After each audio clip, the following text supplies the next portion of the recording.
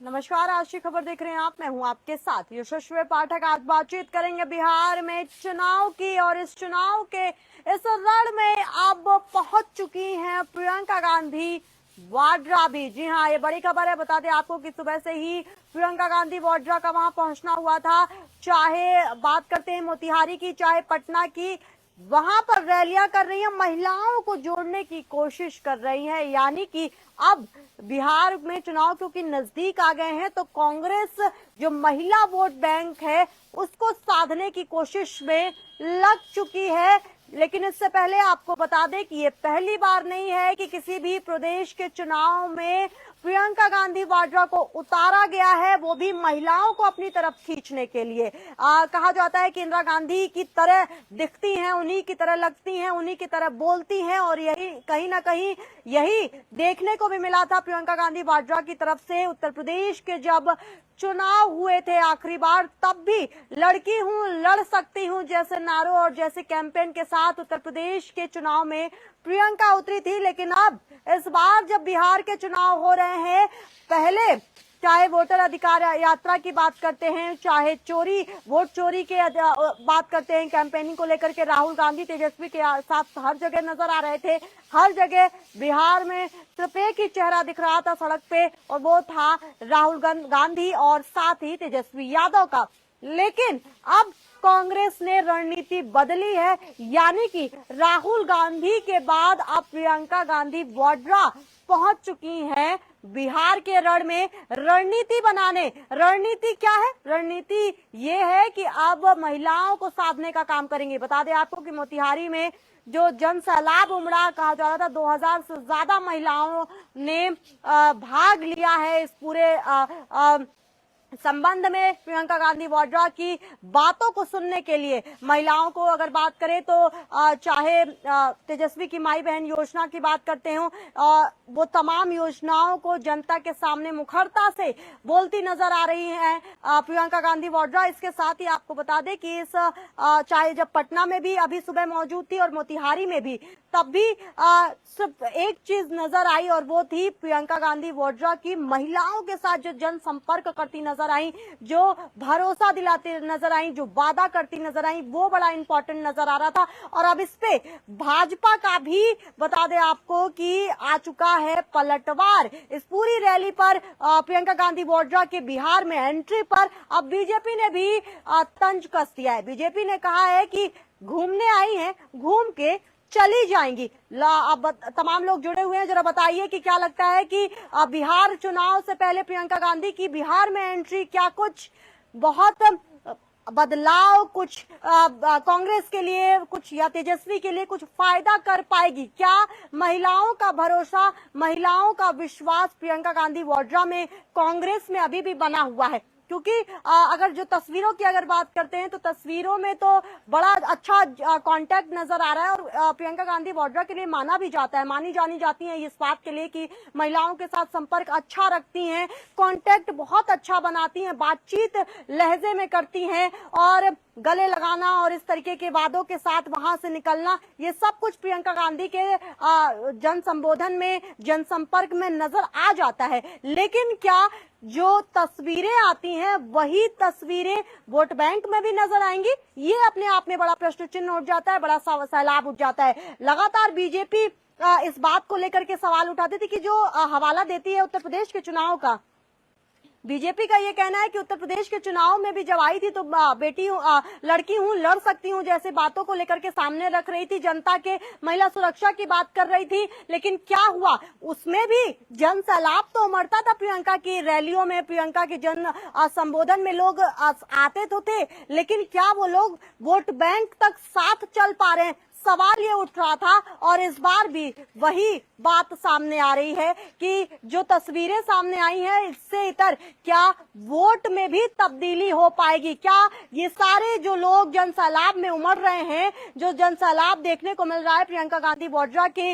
रैलियों में, कैंपेनिंग में, वो सब तब्दील हो पाएंगे वोट बैंक में? क्या ईवीएम मशीन के सामने जब महिलाएं जाएंगी तो उनके सामने जो हाथ के पंजे का निशान होगा वहीं पर वो बटन दबाएंगे कि नहीं? ये अपने आप में सवाल उठ रहा है, और यही कारण भी है कि भाजपा तंज करते नजर आ रही है। बीजेपी ने साफ तौर पर कहा है कि घूमने आई है, घूम के चली जाएंगी, बहुत ज्यादा सोचने और घबराने की जरूरत नहीं है।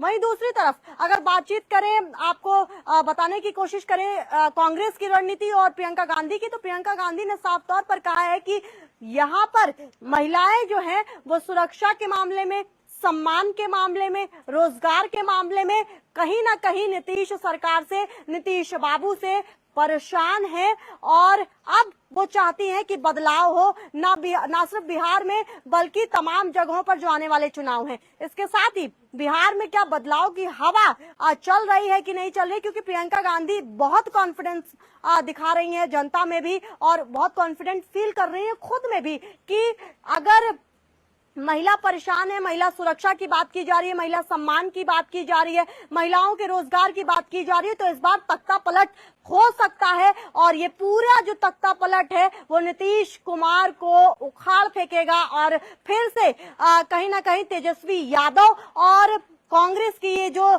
जोड़ी है वो साथ में आएगी। तेजस्वी और राहुल गांधी का जो भाईचारा नजर आ रहा है, जो ब्रो कोड करते दिखाई दे रहे हैं, ये बहुत अहम हो जाएगा। और लेकिन उसमें भी अभी जो टिफनेस है वो बनी हुई है, क्योंकि राहुल गांधी के मुंह से अब तक नहीं सुना गया कि मुख्यमंत्री अगर अब बिहार में सरकार बदलती है, नीतीश कुमार हारते हैं तो मुख्यमंत्री के तौर पर तेजस्वी यादव जीतेंगे। राहुल गांधी ने अपनी रैलियों में नहीं कहा कि तेजस्वी को मुख्यमंत्री बनाइए, अब तक नहीं कहा उन्होंने। तो क्या जो दिख रहा है पर्दे पर, जो इमेज बनाने की कोशिश की जा रही है तेजस्वी और राहुल गांधी और प्रियंका गांधी वाड्रा की तरफ से, वो आंतरिक क्लेश को छुपाया जा रहा है। आंतरिक तौर पर जो अंदरूनी बात है उसमें फिट नहीं बैठती हैं वो तस्वीरें जो जनता को दिखाई जा रही है, क्योंकि बहुत गले मिलते नजर आ रहे हैं। लेकिन इन सब के बीच में अभी भी जो पेच है, जो दाव पेच है, वो फंसा हुआ है कि आखिर अगर जनता बदलाव देती है, अगर जनता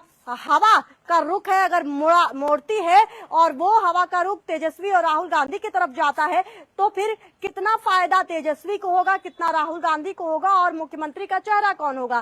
क्योंकि दूसरी तरफ अगर बात करें बीजेपी की और एनडीए की, तो उन्होंने तो साफ कर दिया है कि हमारा चेहरा अगर बात करें तो नीतीश कुमार ही है। नीतीश कुमार के नेतृत्व में चुनाव लड़ रहे हैं, हमेशा लड़ते रहे हैं और इस बार भी लड़ेंगे। वो बात अलग है कि अभी भी अगर बात करें जो क्षेत्रीय पार्टियां हैं बिहार की, चाहे चिराग पासवान की बात करते हैं, तो बहुत सारी पार्टियां हैं अभी भी सपना देख रही हैं कि मुख्यमंत्री का चेहरा बदल सकता है, अगर एनडीए जीतती है तो कौन होगा। साथ ही पीके की भी, प्रशांत किशोर की अगर बात करें, वो अलग से चुनाव लड़ रहे हैं। उन्होंने भी क्योंकि भविष्यवाणी करने के लिए जाने जाते हैं, तो उन्होंने भी ये कहा है कि अभी तो चाहे तेजस्वी और राहुल गांधी हो, चाहे चिराग और नीतीश और तमाम क्षेत्रीय पार्टियां हो, अभी किसी के भी मुख्यमंत्री के चेहरे का पता नहीं है। और बिहार में जनता ऐसे मजधार में फंसना नहीं चाहती जहां पर नेतृत्व का, शीर्ष नेतृत्व का चेहरा ही ना पता हो। और इसीलिए प्रशांत किशोर अपनी भविष्यवाणी कर रहे हैं कि हमें जनता प्यार कर रही है तो हम आगे जाएंगे। लेकिन इन सब के बीच में महिलाओं के सम्मान की बात, वहीं बताते आपको ये भी चले कि जब महिलाओं के सम्मान की बात हो रही थी तो तेजस्वी यादव ने माई बहन योजना का जिक्र किया था आपने, और उसी के बाद नीतीश कुमार ने आरक्षण की बात कर दी थी कि रोजगार में आरक्षण मिलेगा, महिलाओं की पढ़ाई में आरक्षण मिलेगा, तमाम तरीके से आरक्षण देने की बात नीतीश कुमार ने अपने मैनिफेस्टो में कर दिया था, अपने वादों में कर दिया था।